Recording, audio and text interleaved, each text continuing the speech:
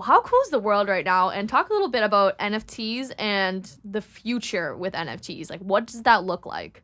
I think what the NFT space has done for artists is it's kind of leveled the playing field a little bit, because traditionally, like, and I spoke to my granduncle about this, he's like a fine artist and he's had his work all over the place. He's super well known in Taipei. And I was like, hey, like, how do you go about presenting your art in front of, like, there are definitely people that you want to get your art in front of in the past, like people that are gatekeepers, if you will, that can change your career overnight, and that they can really help you out. Long story short, my granduncle was like, in the past, you'd have to show people like a deck of like what you've done and where you've been, almost like a resume, like you'd have to show fine art pieces prior to showing it at a gallery. People really, really go in on your resume.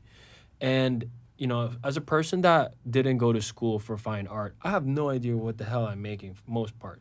I'm just doing it because I'm having fun with it, and I'm having fun with my friends doing it. Now I have Fred involved and he's writing the story. He's actually the main lead on the story. This guy can write. Good for him. How's he doing? He's great. Like, I see him every day. But like in college, we were like, in business school. Yes. And he was like, dude, I don't know what to do with I was like, you actually are a really good story writer. You should be writing this story with me. And he was like, all the creatives at Bentley were like, what am I doing with my life? Exactly. Yeah. And I just spoke with Kiana Kanoa from New York. She has the same problem. It's just like, everybody's so business oriented that like the art is almost like lagging. Mm-hmm. So I wanted to bring everybody together, and honestly, I'm having a blast writing this story with Fred. But on top of that, it's just like this NFT space has leveled the playing field for everybody, because now I don't need to be a fine artist to get my to get my work in front of eyes that I don't even know who I should show them to. Like, I would love to be here at a museum and show my art, but I'm probably going to reach more people through the internet anyways. And the NFT space allows you to do that. The opportunities of the internet right now are insane. Yeah. Do you have any idea of how NFTs are going to play a role in the metaverse?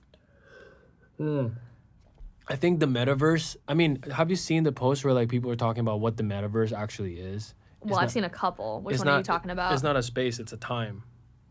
Oh my gosh. Dive deeper into that, please. Like, the metaverse is not like an actual space. It's like just the time that we're in right now, where the value of your time in the digital space, I guess it's still a space, whatever, but the value of your time digitally is almost worth more than your time in the physical realm. And so, like, for example, if we're on the T, right? Yeah. And we're going somewhere, we're going to Copley Square or whatever, and everybody's like jam-packed in the room, and I need to tell you, this is our stop. Do you think you'd call my name out and tell me, hey, Johnny, this is our stop? Or would you text me because I'm on my phone? I don't know.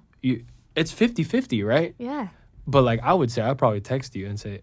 It depends how far away you were on the train. Yeah. Exactly. But the chances of you texting me and telling me, hey, we're off here. If you were like further down... If we were 10 feet apart. I would text you. There's people between us. I would text you. Exactly. I would text you. That's what the metaverse is, It's just like the time that we're in, where like it's easier to reach people through like digital than physical. Like, your time online is worth more than your time offline.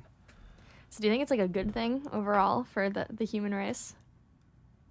I think it is, just like anything else, is a double-edged sword. Yeah. I think us as like young, 20-year-olds, we're like on the burner on how do we adjust to this. Our parents, they're not gonna learn how to adjust to this, and they might not understand what we're going through, like mental illness, like all that stuff, like they didn't care about before. They're like, oh, you're fine, get back on doing whatever you're doing.